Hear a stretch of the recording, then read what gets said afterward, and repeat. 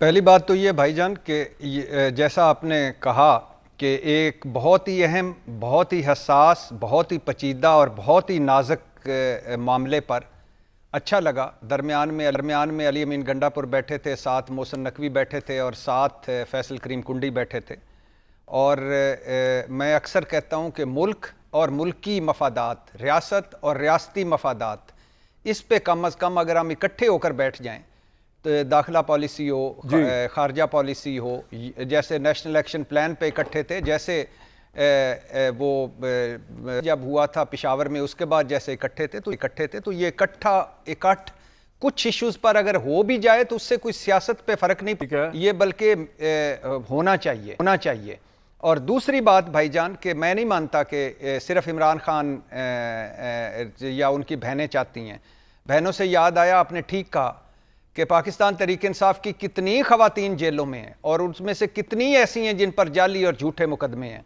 और उज़मा खान और अलीमा खान पर दहशतगर्दी का पर्चा है, ना उनके हाथ में कोई डंडा था, ना उनके हाथ में कोई गन थी, ना वो पत्थर मार रही थी, वो एक एहतजाज में शरीक थी। दहशतगर्दी का पर्चा हुआ और फिर कमाल है, 1 दिन का रिमांड, फिर 1 दिन का रिमांड, फिर 2 दिन का रिमांड, पुलिस ने जिस्मानी रिमांड मांगा और फिर यास्मीन राशिद को ना भूलें, और फिर यास्मीन राशिद को ना भूलें, बुशरा बीबी को ना भूलें। और इस मुल्क में सिर्फ मरियम नवाज खातून नहीं है, सिर्फ एक फरियाल तालपुर खातून नहीं है जिनके दुखों पर रोया जाता है।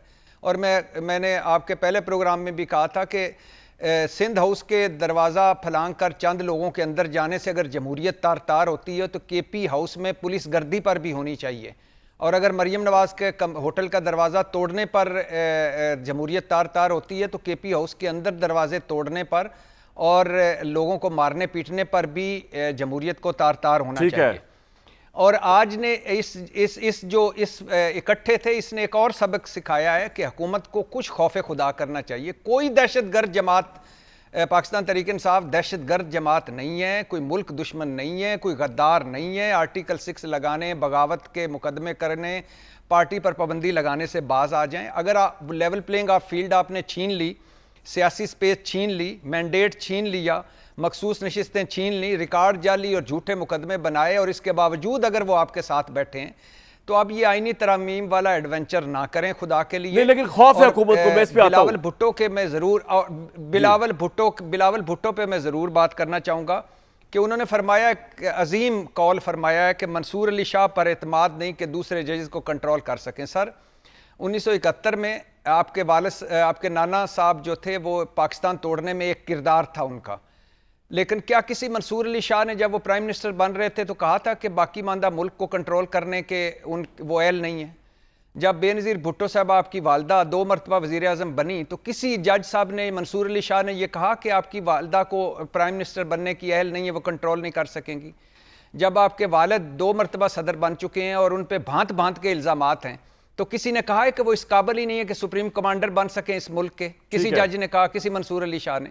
और जब आप बिना मेरिट के वजीर खारजा बन गए तो किसी मंसूर अली शाह उठकर बोले, कोई मंसूर अली शाह के आपके ना तजर्बाकार हैं, आप इस मुल्क की खारजा पॉलिसी को कंट्रोल नहीं कर सकेंगे? ठीक है। तो ये वो बोंगियां हैं, ये वो चीजें हैं कि जिससे नफरत और तकसीम में इजाफा होता है। अगर एक तरफ ये कहते हैं कि नहीं, एक जुमला, एक तरफ अगर ये कहते हैं कि फलां जजेस कंट्रोल नहीं हो पा रहे, फलां जजेस सहूलतकार हैं, दूसरी तरफ अपने मनपसंद जजेस लाने के चक्कर में। भाईजान मैं बड़ा हैरान हूं कि मेरे दोनों मुअज़्ज़ज़ दोस्त आइन के हवाले दे रहे हैं। मैं भी हैरान हूं। आइन ये कहता है, आइन वो कहता है, आइन फलां कहता है। ओ किधर है आइन पाकिस्तान? 3 मरतबा आइन तोड़ चुके हो आप। आइन पाकिस्तान नहीं बताता कि शफाफ इलेक्शन होने चाहिए। आइन पाकिस्तान नहीं कहता चादर 4 दीवारी का तहफ़्फ़ुज़ होना चाहिए। आइन पाकिस्तान नहीं कहता इंसान के बुनियादी हकूक़ का तहफ़्फ़ुज़ होना चाहिए। आइन पर खुदकुश हमला करने जा रहे हैं, आज़ाद अदलिया पर खुदकुश हमला करने जा रहे हैं और आइन की बातें कर रहे हैं।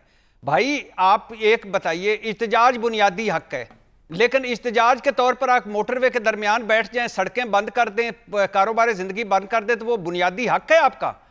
आज़ादी इज़हार राय बुनियादी हक है। क्या आप मादर पिदर आज़ादी इज़हार राय आपका बुनियादी हक है?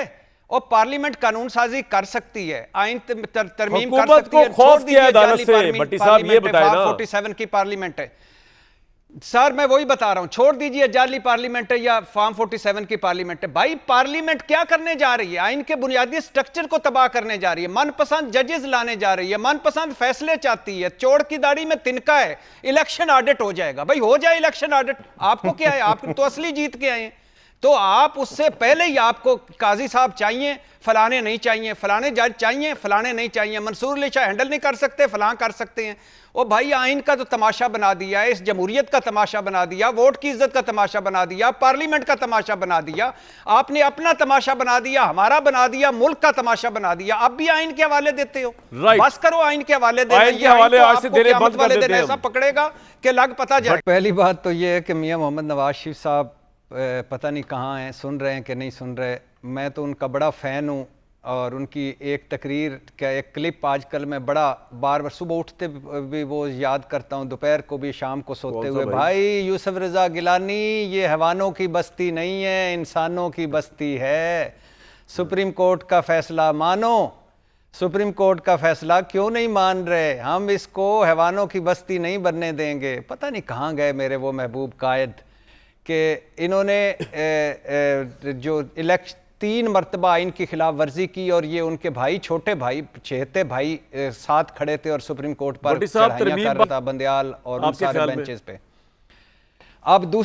अब दूसरी बात ये है कि भाईजान नवाज शरीफ साहब को इतना तो बता दें कि बाहर से जो पैसे आ रहे हैं वो फ़ौज की वजह से हैं, बाहर से जो मुल्क से ताल्लुकात बेहतर हैं फ़ौज की वजह से हैं, IMF से जो डील हुई है उसमें फ़ौज का किरदार है, सऊदी वफद जो आज आया है उसमें फ़ौज का किरदार है, IBPs के साथ जो मुआहदे नए सिरे से हो रहे हैं फ़ौज का किरदार है। भाई कुछ क्रेडिट तो दो और कुछ इतना तो कर दो। पहले इमरान खान दौर में भी ये वही हो रहा था और आज इनके दौर में भी वही हो रहा है। लेकिन अल्हम्दुलिल्लाह ये जब इस दौर से निकलेंगे, ये इस फौज पे ऐसी चढ़ाइयाँ करेंगे कि हमें लगेगा कि जमहूरियत ये होता है असल हुस्न। मुझे भी लग रहा है। अब आ जाएं कि भाईजान आ जाएं कि आइन मुझे ये बताएं कि इफ्तिखार चौधरी साहब, खोसा साहब, साकिब निसार साहब क्यों इनको बुरे लगते हैं, क्यों तनकीद होती है? नहीं, आपके ख्याल में जुडिशियल अगर ये तरमीम पास हो जाती है तो क्या होगा पाकिस्तान में? इस पे आए ना जरा। लॉयर्स मूवमेंट चलेगी, बॉयकॉट होगा, नहीं पहली बात क्या होगा?